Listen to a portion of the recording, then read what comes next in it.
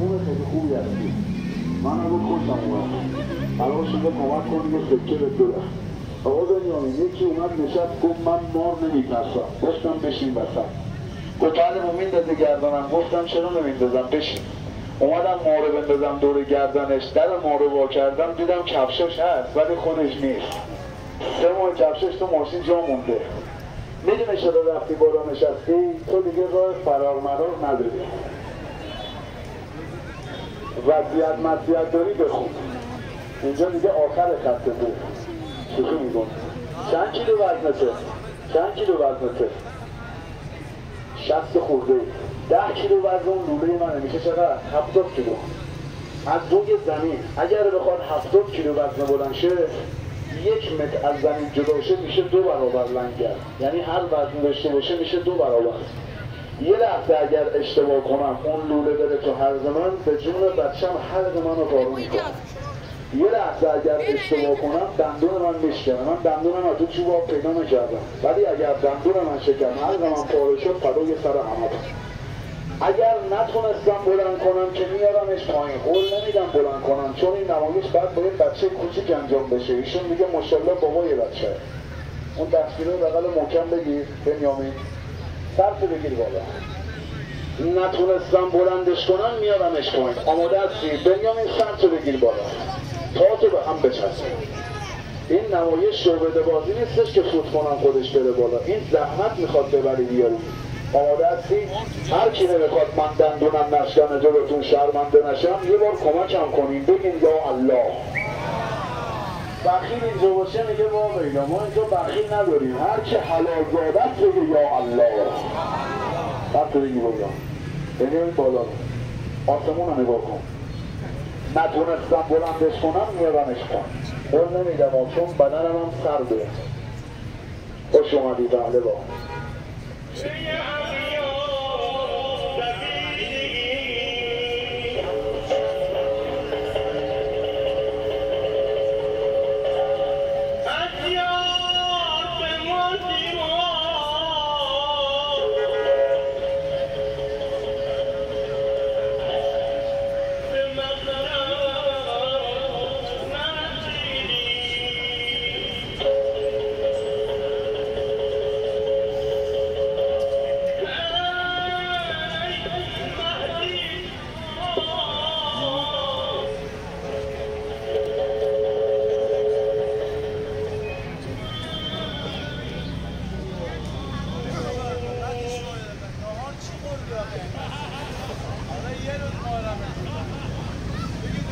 سر بلند سرتو بگیر بالا.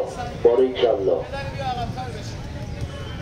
آقایان این 60 کیلو من شنیدم این جوان گفت 60 کیلو هم ولی 60 کیلو نیست. این از رو زمین ارتفاع بگیره 3 تا 60 کیلو دیگه لنگر میندازه یعنی 180 کیلو. آقا امید شما یه بچه را میخواستی بیاری بابای بچه را آوردی. بدن سر فکر نمی کنم بتونی بلند کنی. حالا یه زوری بهش بزن پناه بر خدا. سر بلند سرتو بگیر بالا.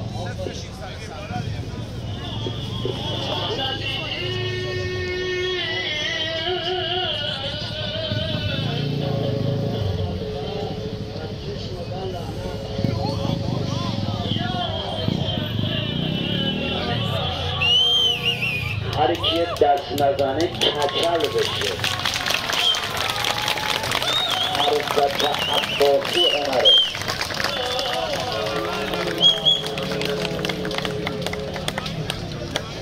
الله وکیلی عمره. یه دستم به افتخار ورزشکار گیلان ما بزن. ماشاءالله ورزشکار گیلان.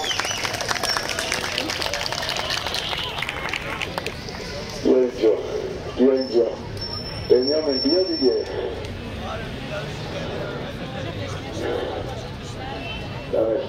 نظر دیدی که حالا یه نمایشی دیگه قربونت خوش گذشت. تا همچین صندلی جواب نشده بودی. آقا بنیامین قربونت تو باش. ممنونم خیلی آقایی. قربون عذاب تو باش. شما وجودتون واسه من پوله. این آقا لطف کرد به من، قربون عدالتون. همین که اینجا وایسادی